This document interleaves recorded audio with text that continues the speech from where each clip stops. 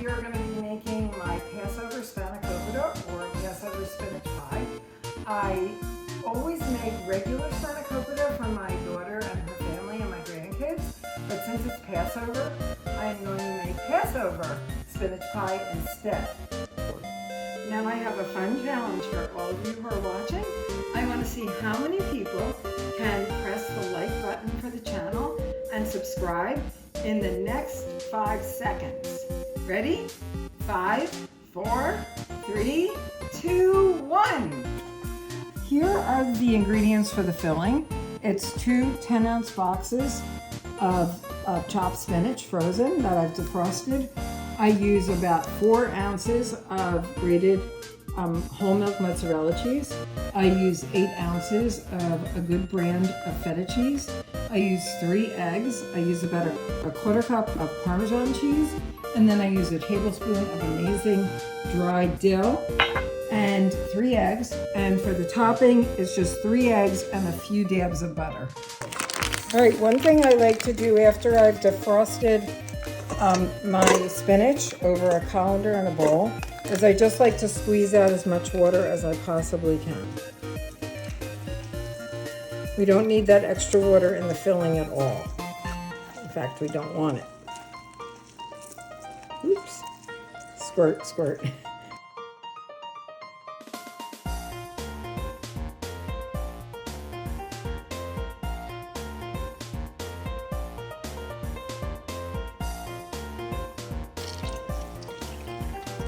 Okay, all right, done with that.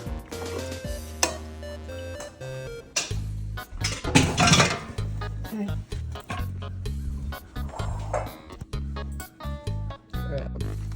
Okay, now I'm just going to take out all of the defrosted and drained spinach from the box. It's pretty dry, that's great. Much better to use the frozen because not only is the nutritional value great, but if you're using fresh, it takes a ton of fresh spinach to equal 1 box of frozen spinach. Okay, so we have our spinach, and now we're just going to add the rest of the ingredients, which is going to be 3 eggs.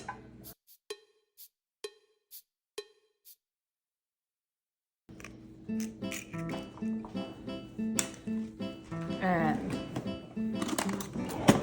got to open the feta. I think it's as good. And then I crumble it in here.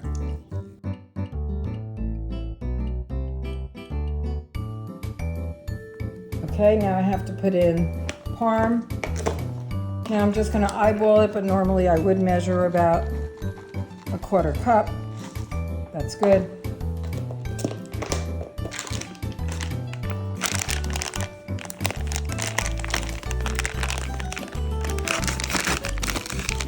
I'm going to use about a half of this bag. This bag is 8 ounces of whole milk mozzarella, and I'm going to use about half. That's good. I am going to use just a little dash of the pepper. And I need a tablespoon of this. A tablespoon of the dill. This is great dill. And now we're just going to mix.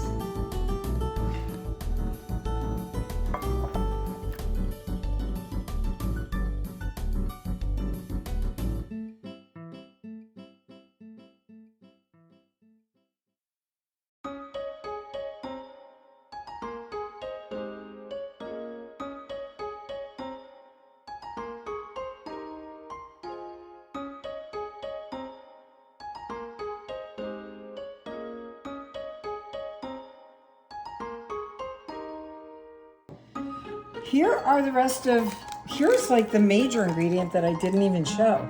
You cannot make Passover spanakopita without the matzah.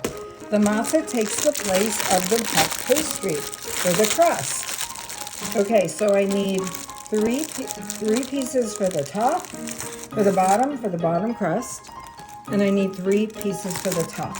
So what I have to do is I have to soften my first piece. I just put it in water. and I flip it over a few times until I think it's soft enough. You don't want it to be falling apart. You just want to like get it like a little soft. You don't want it to be exactly like a cracker in the spanakopita. You want it to be simulating the puff pastry. It's starting to soften up a little bit.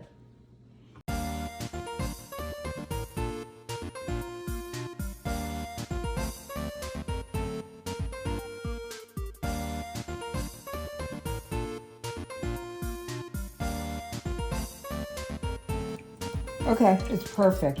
I'm just gonna like squeeze out a little bit of the excess water. I'm gonna lay it in. This first one I can perfectly lay in. Now I'm gonna put the second piece in the water. Do the second piece, do the same thing with the second piece. Yeah, I actually broke up a few extra pieces so that it can totally fit some on the sides. I wanna just like fill in all these spaces.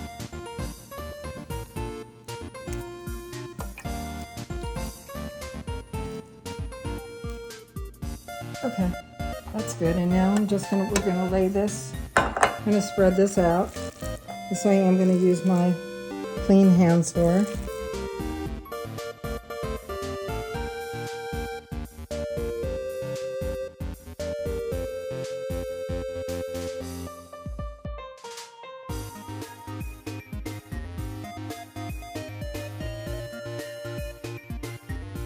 Now I'm just going to use my hands to like spread it.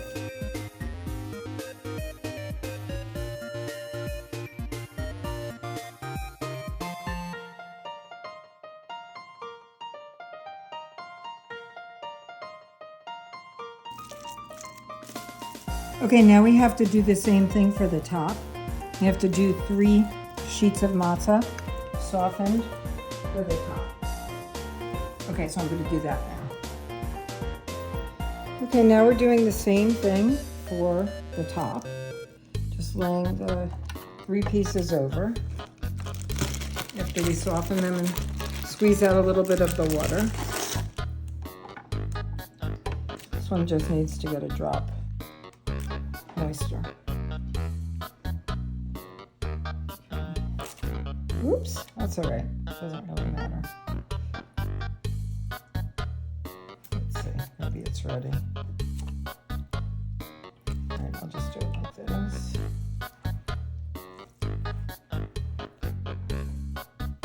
And then I'll put it together like a puzzle.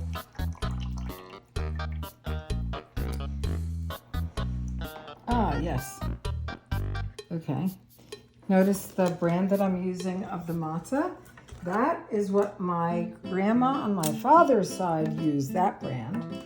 And on the other side was my mother's parents, and my grandma on that side used to swear by Horowitz Margaretten.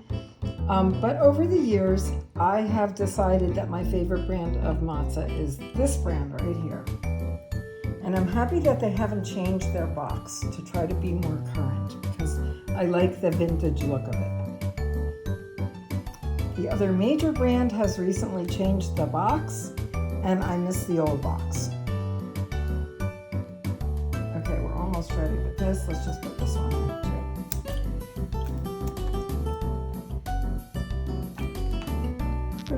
Good enough.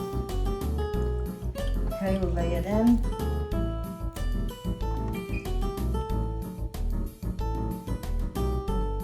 Another minute.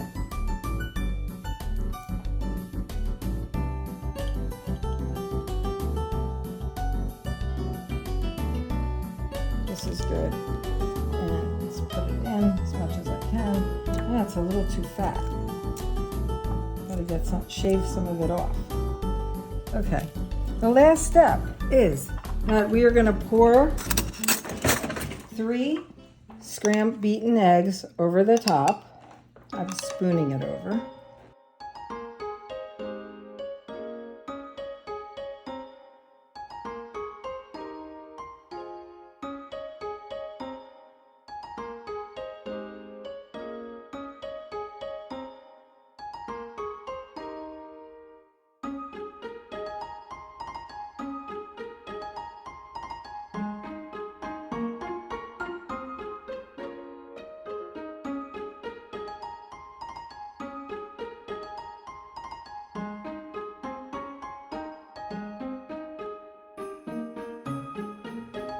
Okay, and the last step is to dot it with butter.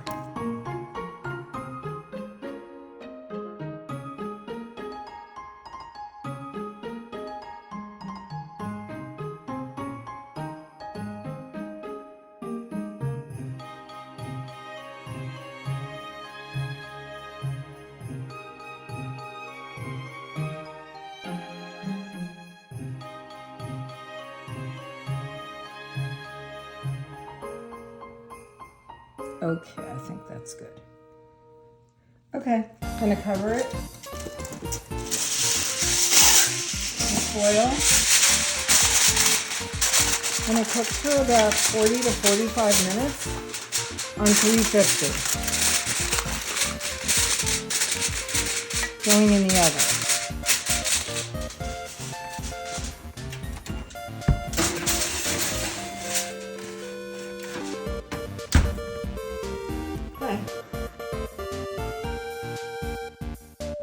Okay, we just took this out of the oven and you can see on the sides that it's totally cooked through. It was about 45 minutes. So I'm gonna cut a piece. Okay, it's really hot, but I'm gonna try to take a bite. It's just that it's steaming.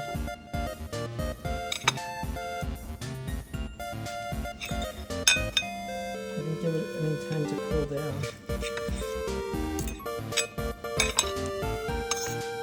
Let's see. Okay.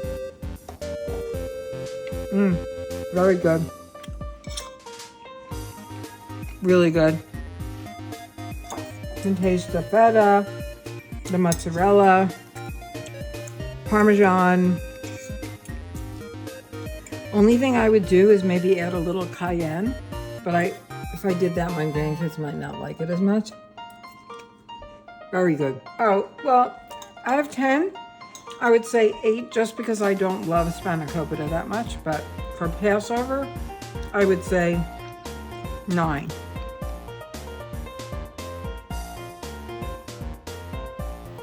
It's alive, it's alive.